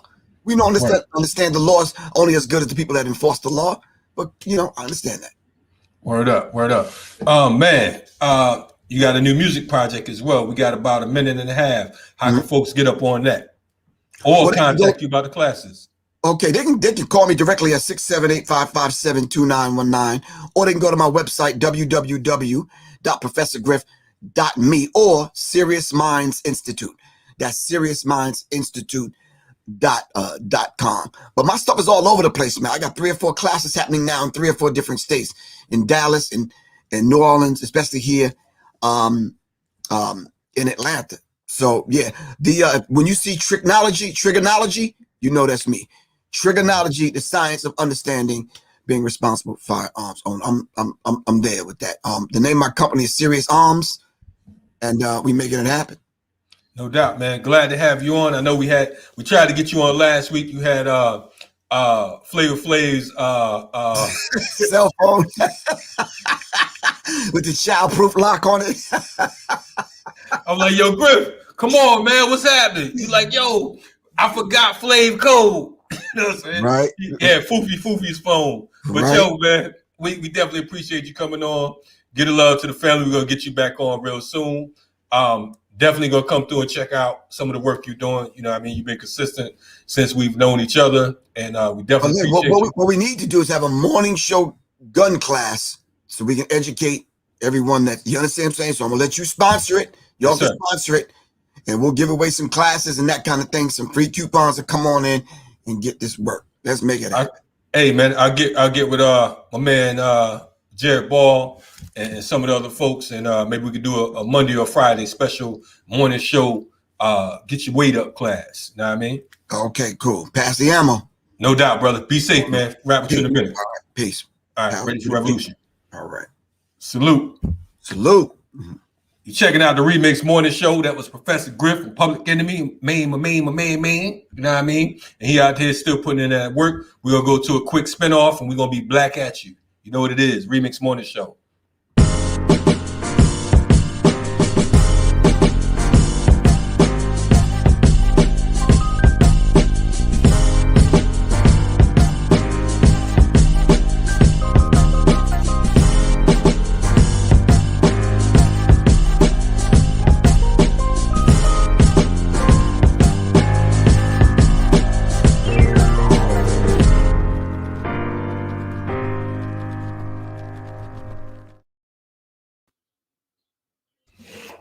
Hey, young world. The world is yours. What's happening? Remix in the building. Great You interview right? there. Great That interview, was Kalonji. fabulous. Oh, that was cool. Hey, man, you know we represent the Remix out here. What's wrong with y'all? Hey, look, I just want to say real quick, man. We got like 157 people, man. Them likes are kind of down. We need to get the likes back up, man, for real. Because that segment with Professor Griff, I mean, man, come on, you ain't getting that no other place. And besides, man, I mean, I felt so, and I don't know how you guys felt, but man, I mean, for Professor Griff to say that we doing that work, Woo. man. Black radical Jesus can take me now. Right, I'm serious. Listen, and he got me really excited talking about the gun classes, Kalonji and Jared. We might need to engage in that. Let's do that. Oh, Let's yeah. do it. Next week. Yeah. Click, clack, pass the ammo. Okay. Okay. Praise the Lord and pass the ammunition. You know what we do around these spots. Yeah, so I don't know, maybe we could do that next Friday. I'll holler at them and see what's good. Mm-hmm. You know what I mean? Is everybody going to bring their guns? Are we all going to have our guns in front of us? No, we're all in different cities. I'm not even quite sure how we organize it. It's going to be a Zoom class, which I talking about. Holding up. What do I do? What do I do with this thing here? Pow, pow, pow. And look here, Kim. The Zoom right there. Yo. Yeah, I hear what you're saying, Kim, but you'll never see me point no weapon nowhere unless I'm at the range. And if you do see me pointing it, it's going to be too late. That's how I feel about this. Yeah, listen, I'll walk around stunting.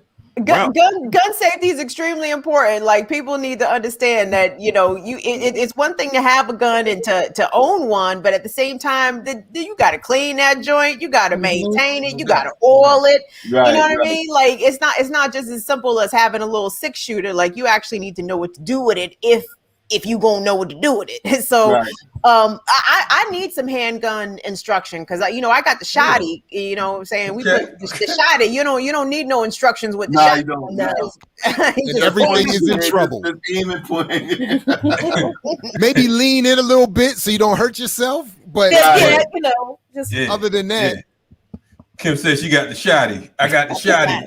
Hey, John Gotti with the shotty. Y'all know them Caucasians was talking reckless to me a little while ago. You can't play with people who are the descendants of those who bomb churches and lynch children. Now you need to take them niggas a little bit seriously if they talk crazy. Oh yeah, play that away. Hey, Kim, let the record reflect. And I don't think nobody on here is saying don't tote your joint. I'm just saying I don't broadcast. You know what I mean? That's all. You know. Hey. What Ear Dr. Man say? If we're gonna do the one shot dash, should be one shot ass. Come around these pieces. That's how we do this. So anyway, Listen, just real quick though. I want. Sorry, but go ahead, Abdus. My bad, man. No. You go ahead, Jay. I just wanted to take it back to the interview real quick, just to highlight that. I wanted to shout you out for raising the question about the Nick Cannon thing, and I'm really happy that he pointed out the piece that I don't think I knew about, that I don't think a lot of us knew about, which was the tape delay issue. And what, if I heard correctly, it sounded like that gave Nick Cannon time to prepare what was going to be this apology tour. We definitely need to run some of that back with Griff at some point, because I think that anyway, that was really important. I'm glad that you all did that. So I'm definitely glad that he shouted us out. Exactly. Yeah. No, we winning, man. Definitely shout out to all the brothers and sisters out there. On a lighter note, definitely you need to be armed. If you're not armed with a firearm, make sure you got a knife. My grandfather told me a long time ago, he said, look, man, if you don't have a knife on you and an ink pen, then you're naked. You understand what I'm saying? So always, I've been carrying knives since I was a youth. You know what I mean? If you can't, you might have a felony or whatever. Make sure you get you a tool belt with some nice tools on it. A hammer, a machete, all the stuff. This is my recommended. This is what I recommend. What is that? Perfectly legal. Perfectly legal. It's called a monkey ball. That's right. It's a metal ball. It's actually a keychain, but it's a metal ball wrapped in some string, and with a little bit of practice, a little bit of timing, a lot can happen. And what we've even talked about in terms of, my grandmother had one. Yeah, and it's really good also because whether you catch somebody, if hopefully not necessarily but if somebody puts their hand on you and you catch them with this on the hand or the wrist or the arm, they will let go. Yes. So it's a nice little inexpensive thing that bare minimum. Never leave home without it, as they used to say. Buy that for your daughters, man. Let me. I can't stress enough question. like how much our young ladies, our young women, our girls out here need to know how to protect and self-defense. There was an incident recently in my hometown. I'm from Laurel, Maryland, and apparently this man approached this young girl who was maybe somewhere between 12 and 14 and was trying to entice her into his vehicle, and she pulled out a knife and he turned around and said, "Never mind." That's right. What am right? So our young ladies, especially out here, need weaponry for deterrence, because motherfuckers is creepy as shit out here. One of my best New York stories is it was like one night we was going to the party. I think it was at Grant's Tomb. Like it was a spot in New York where people would go to hang out, do some drinking, chilling, all that kind of stuff. Two dudes passed me on the train. One of them I knew he was buzzed. And the other dude just walked right by because he's trying to go talk to these ladies. And so this dude was chatting me up. He was, you get the drunk friend in your face. You kind of like, yeah, man. Yeah. Okay. All right. Yeah. But you chatting him up. But off to the side, I can hear he starts yelling at these two sisters and stuff like that, calling them out their name. And then, back in the day, folks had 40s. He said, yo, I'll spill this 40 on you. I'll spill this 40 on you. And it's like, you kind of like, everybody's like mesmerized. This dude pours 40s. These girls start fighting this dude. This is in the summer. He's got on shorts. All of a sudden, this girl sort of drops down to like wrap herself around his leg. Train stops. And, this dude is like laughing. Everybody's kind of like in shock, like what the hell happened? They run off. And this dude's leg starts to turn white. And then the blood starts coming out. Because she pulled out of her mouth a little razor and went to work. So there's some training that folks do in the streets that may not be the most professionalized training, but folks know that they got to handle themselves. My mom carried around several things, but she used to carry around a knife that was like, 6-7 inches worth of blade. Yeah. And she didn't learn that. She learned that from her down south today. So, whether we like it or not, protection on these streets is serious and real. People got to get home at night. People want to save themselves, and people getting charged up because, like, Griff mentioned, white folks been buying guns and weapons for centuries, and they got and one of the things that I do this with Jackie and stuff. I mean, I got a long history of self-defense classes and stuff like that from back in the day, and just getting your sense of awareness up about your environment. A lot of trouble can be like nipped in the bud just by being aware of your surroundings. I mean, like certain things that I tell Jackie and stuff. And I think that we all need to not only have the self-defense classes, but I think also that a lot of us need to learn how to do basic survival things. How many of us know how to start a fire without matches and a lighter? How many of us, right? But what I'm saying is those skills need to be known. I mean, how many of us know how to safe proof your house, and a whole lot of these things, man. I mean, how many of us know how to booby trap your house, stuff like that. So yeah, I do all that. So I think that these are the things where, and that's why Black Power Media is so important, because we talked about the gardening, we talked about producing our own food, the food path. We got Professor Griff, we got the defense thing. So, I mean, come on. That's why, man, I mean, it still gets me here that, like you said, Jared, where Griff gave us that shout out. So, I mean, we're doing the work of the Lord here. Yeah, I knew he loved me when he bought me with my own mother of pearl pink knife. It was true love. Here, girl. That's romance right there. That's real. That is real, man. Like I have a bunch of uncles and cousins down in the country, and I heard some words from my uncle because he gave away all his guns to the boy cousins. I'm like, I'm solo up here. You don't think I need some pieces? Oh, you on it. I said, anyway. Hey, Kim, give me one of them guns. Thank you. With all due respect to your uncle, Kim, I don't know if I would give you a gun. But anyway, Why? We scared you and use it fast. We scared you. Let me explain something, y'all. Let me explain something. First of all, I smoke marijuana, and that has undoubtedly saved people's lives out here. Okay, so like I am not a violent person, howsoever. I believe in self-defense 100%. And as a little person, some people have said I have Napoleon complex. I don't think that that's the truth, but you don't have. What are you doing? Yeah. Hey, yes, you do. Okay. All of you little people do. All of the teeny tiny people do. Shout out out here to with your Napoleon complexes. I married one. I know full force what goes on with these tiny people. I see how this is going. All no, right. y'all just trying to take short people for soft, and that's a problem. That's okay, right. You stop taking short people for soft. Okay. Hey, shout out to my brother Balogun Ojatade, who runs the African Martial Arts Institute, the co-chair of the Urban Survival Preparedness Institute right here in Atlanta. You know what I mean? And I agree with you. Definitely, self-defense is a must. Malcolm said that every black man should know a martial art, and that goes for black women as well. The beautiful thing about the African Martial Arts Institute here in Atlanta is that the sisters train the same way the brothers train. There's no girl push-ups. You get the neck broke and snapped the same way a brother would snap your neck. No matter how tall you are, how short you are, none of that. In fact, most of the sisters that are part of our joint are short, but they put their work in. So I want to point that out. Also, the training on the firearms, and not just the firearms, the archery, the whole nine. And his brother Abdus pointed out, agriculture, all of that is a part of revolution. It's all a part of nation building. A lot of times I hear a lot of folks, they get on a microphone and they can talk this theory, but practice is an issue. And as they say, theory without practice is dead. So make sure that y'all get on the right side of history, because these crackers are not playing with you. RemiX in the building. That's what we're doing around here. I wanted to bring up a quick shout out. This might be controversial for RemiX Morning Show, because we know black folks have a back and forth relationship with Karl Marx. But Karl Marx's birthday was just had a few days ago.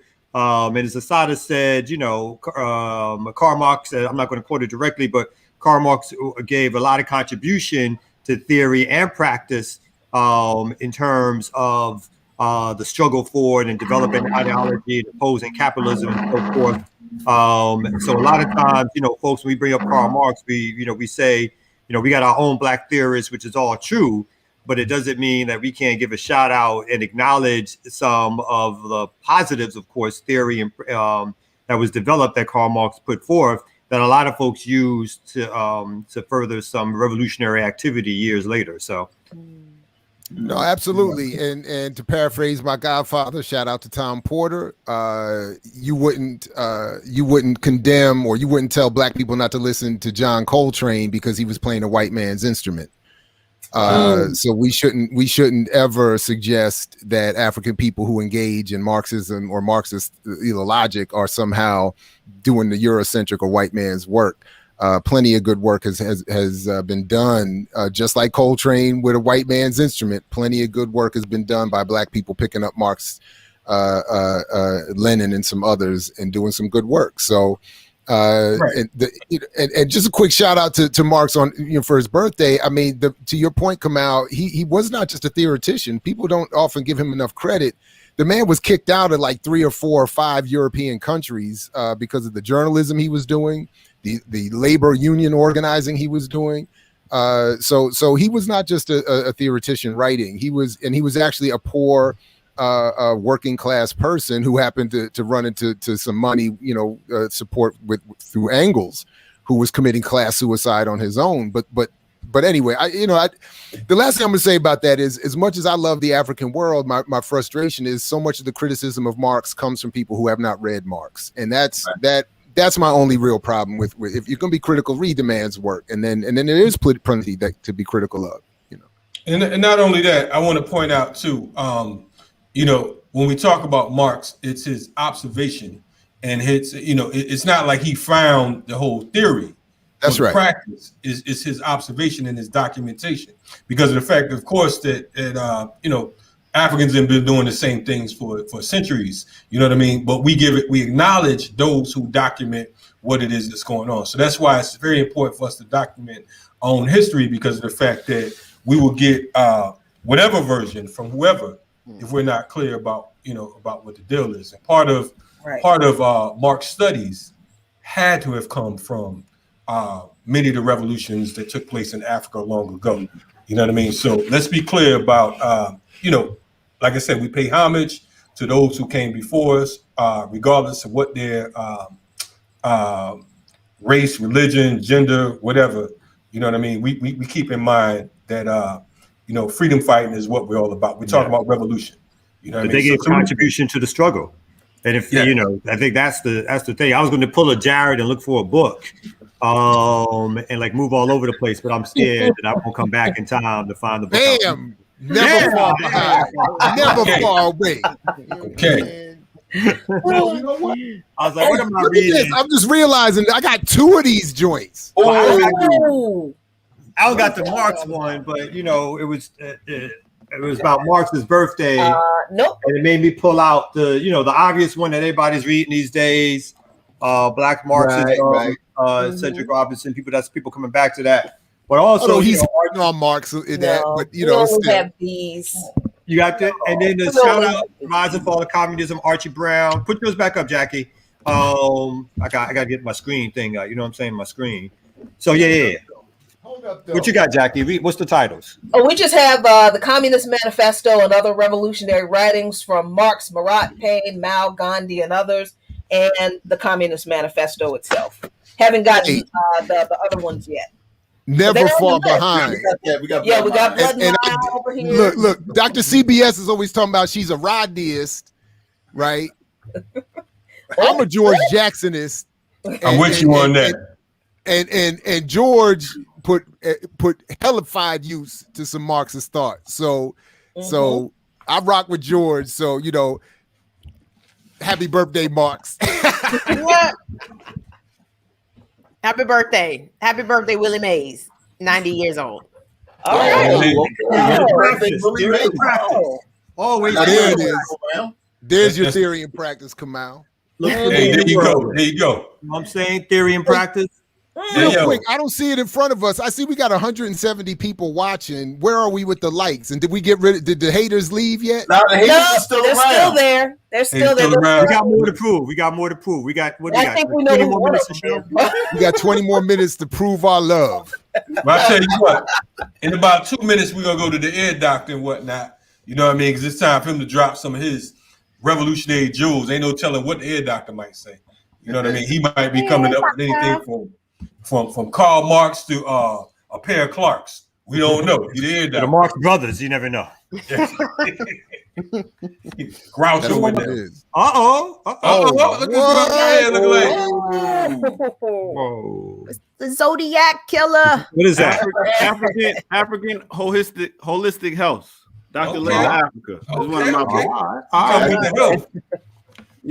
But since y'all talk about birthdays and stuff, we're gonna have to do more about some book club too. But since y'all talk about birthdays and stuff, we're gonna do a couple birthday shout outs and give you a little zodiac sign, sun sign for those that don't rock with. I'm scared to know what that is. Hi, my name is Ed Doctor, and I'm a Scorpio. You know it. It's the remix.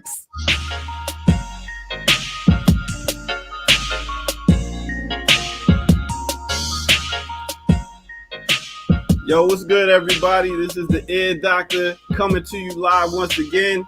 And I just wanted to do a quick birthday shout out. Big up to all my Tauruses out there right now. Have a good time. Celebrate your life. That's what it's all about. Who got a birthday right now? Let's give it up for Meek Mill. Meek Mill is just turned 34.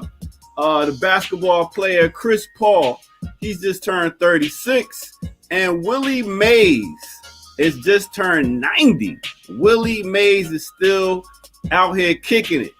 90 years old, big up to him.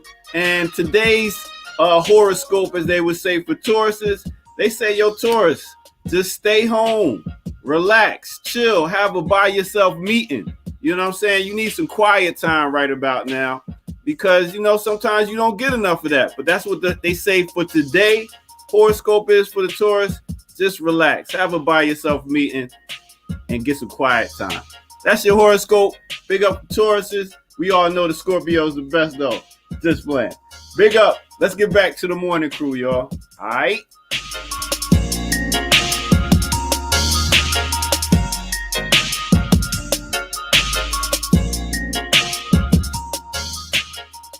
All right.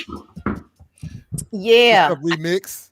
Out of curiosity, y'all, if y'all don't mind, will y'all just indulge me for a moment? Who, in terms of astrological signs, who do we have in the building? Just so I can know who I'm dealing with in terms of air, fire, earth. Scorpio right here. Air Doctor Scorpio. Okay, that's some It could water. only be Libras. Libra. Oh, shit. Libra. Oh, what's that? Earth sign. So we got 2 Libras. Mm-hmm. Oh. Gemini. Oh, shit. Gemini. That's right. Sagittarius in the building. You know what I'm saying? That's right. There you go. That's right. Kamal, what are you? Gemini also. Oh, man. Me and Bob Can't tell. Bob. There you go. You know what I'm saying? Hey, listen. Kalanji. Hey, I gotta keep it funky, and I gotta do this for all the real cats out there and tell y'all that the Sagittarius is in the building. Act like y'all don't know. You know what it is. The hunter is here. Oh, He's here. Okay. It's So here. we have a little bit of diversity because I'm a Leo, so that makes Kalanji and I the fire signs, and then we got Jackie and Jared as the Libras. Is that earth or is that air? I can't remember. I honestly don't know. I have no idea. Well, I know Maybe somebody in the chat You will tell us. revolutionaries I don't know don't know what nothing about the astrological signs? What's wrong? No, all I know is that Libras are balanced and logical and very calm unless you come at us. All I know is the ear doctor came from Amsterdam, Netherlands yesterday. Heaven, hell, Amsterdam. All I know. What is the Gemini supposed to be? Anyway, what is the Gemini? What sign is that? Water? that's air sign. Yeah, that's air. Yeah. Yes, and Geminis are difficult in my opinion because there's 2 of y'all. I mean, there's two of y'all at all times, and you never know which Gemini you're dealing with at any given time. All right, Libra is an air sign, by the way, Geminis are the Jackie. best lovers, though, man. They say that the Scorpio is the most intellectual sign in the zodiac. I don't know who's they. That's what they say. You know what I'm saying? Who be they? So, everybody in the chat room, drop your sign too. So, Yeah, Libra's an air sign. Shout out to that. So we're air signs, Jackie. Now that Well, and we the learn other something thing about Libras is that Libras keep it extra gangster, like on the low. The Libras have been described as the head of the zodiac mafia. Like, don't fuck with a Libra on for real, because a Libra will find a way to get your ass. Real chill, but I'll cut you on the low. Hey, Kim, but I'll tell you one thing too that I noticed about Libras, because I got a sister that's a Libra too. It's like when they ride with you, they ride with you. When they don't, they don't. That's also true. That works. That sounds Hey, right. listen though, on I'm the out real. of here, man. Peace. Hey, man. Keep up the good work here, doctor. Anyway, man, for all y'all hating on the Sagittarius, stop that. You know what I mean? Know what we do out here. Sagittarius is all right, man. Sagittarius is all right out here. Nobody hating on Sagittarius. Okay, now, good. Leo, a lot of people got issues with Leos. And Y'all be lying. No. Maybe because y'all got Umar Johnson in y'all club. Donations. Flag on the play. I can't speak for Leo men. Leo men is a whole nother category unto themselves. But Leo women, come on now. We are your friends. We your best friends. Hey man, listen man. Hey, I would change my zodiac sign too if I had Umar Johnson under that. Hey, listen. Umar Grit Money Johnson. Leo precedes Umar. Okay. I think we need to get Umar Johnson on the remix and whatnot. Oh man, I agree. What would be the reason? I mean, the entertainment factor. Because I want to do a assessment. You know what I mean? I want to kind of figure out. You know what I'm saying? Who really needs a psychologist, him or us? That's just the question. You know what I mean? So I'm trying to see what's good on it. Anyway, we gotta get him in between crushing cookies. That cat's amazing, man. Shout out to the Remix Morning Show. It's always a pleasure to be on here. This is our final day of the week. Week 3. We now made it through 3 weeks. I feel like we're cheating because we only 3 days each week, but we ain't No, we pack a lot into this. We bring up a lot. But I do got a feeling that we're about to go five days though. You got that feeling? I got that feeling, yeah. Hey man, I hate to do the Tom Cruise, show me the money. Well, I keep telling folks, until we do, I will hold it down solo on Mondays and Fridays at 8 a.m. And so tomorrow morning we're gonna be rocking. Tomorrow morning we're gonna be talking about Rochelle McGee, political prisoner. Nice. Rochelle, the longest held political prisoner. That's right. Brother Kaba's coming through to co-host with me a little bit. Oh, wonderful! So we're gonna have a little bit of fun and see. You know, I don't know why Kalonji getting phone calls during the show. I have no idea. That's my son. I shouted out his shirt. Now he calling me. He must be watching. Now he called. Yeah. That's well. Shout out to all right. Well, congratulations. And I need a size L. Okay, we got you. Let's get some swag. But yeah, so we're gonna hold it down. We're gonna hold it down a little bit tomorrow morning, and again on Monday morning until the crew decides it's gonna go 5 days a week. And until then, it's just 2 days a week. People gonna have to suffer with your boy, and that is just how it's gonna be. That's just Matter of fact, right after you tomorrow, noontime, we're gonna be dropping the latest edition of Riot Starter TV. I interviewed Wayne Akbar Prey. For those of you from Jersey, he's he's one of the folks who was a super kingpin back in the day. He's locked up right now doing Life Plus 55. Yeah, so I interviewed him live from the joint yesterday. So check that out. Tomorrow he's been locked down 33 years. Riot Started TV, that'll be at noon tomorrow, right after Jared finished with what he doing. What I'm doing. That's your head. You know what I mean?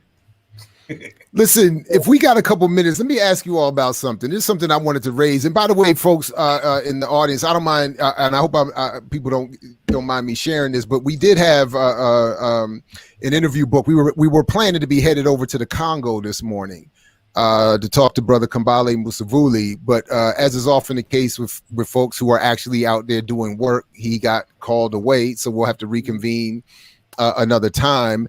But I did want to raise something because it's something that I thought was that keeps happening to me personally. So I wanted to see what anybody else might have thought about this, and I just described this as friendly silence or radical erasure.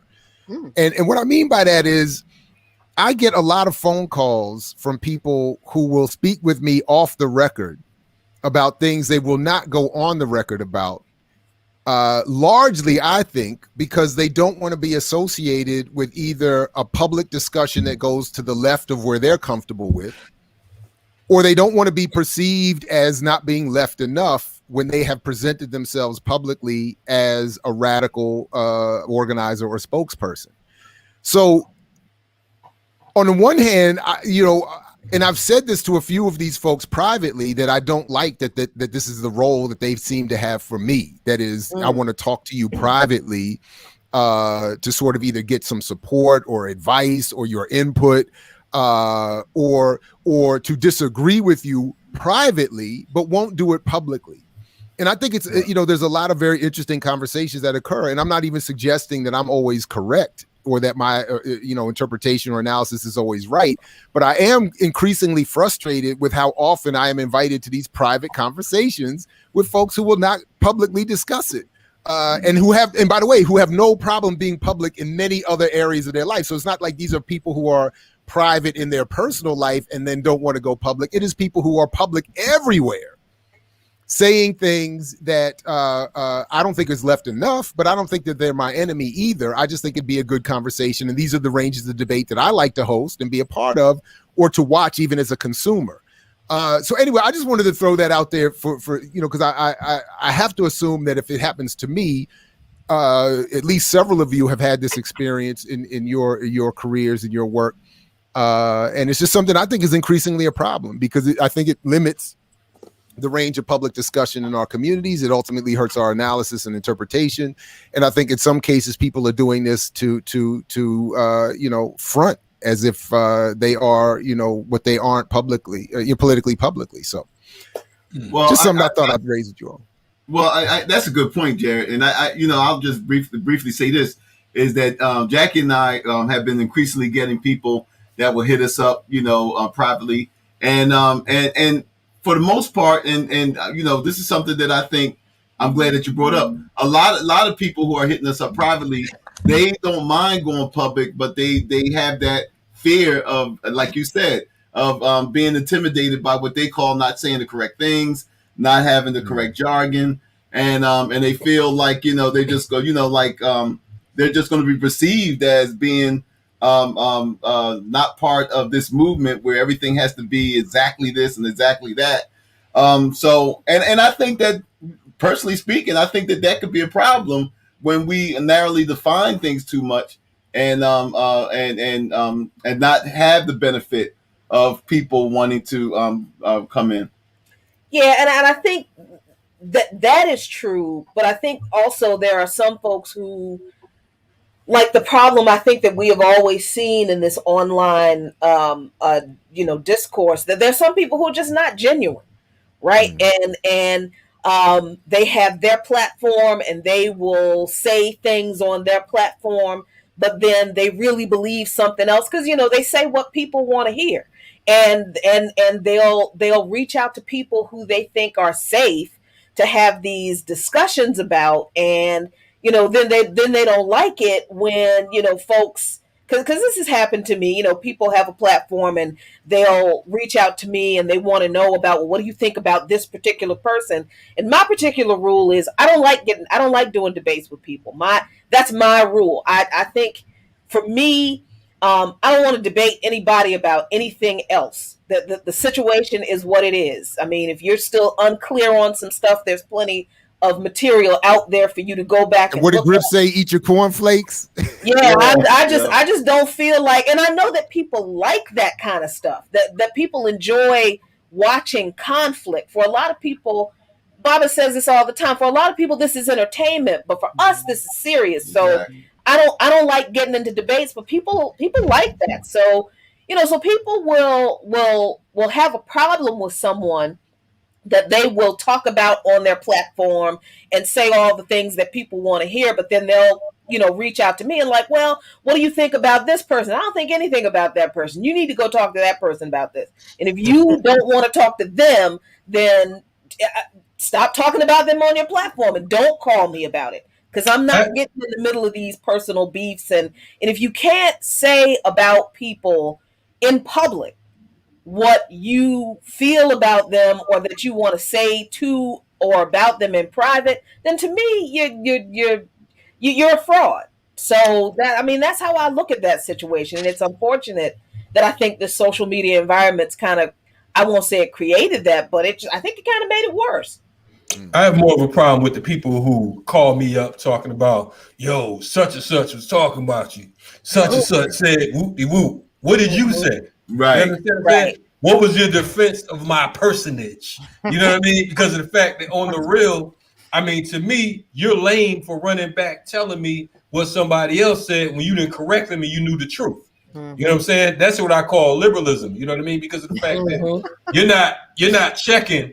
If you know something's wrong with me, one of the reasons that I have a reputation for being for direct confrontation is because of the fact that if I'm on the panel with you and you talking some bullshit, I'm going to point out that you talking bullshit. I've been invited to places where folks know that I don't agree with them politically.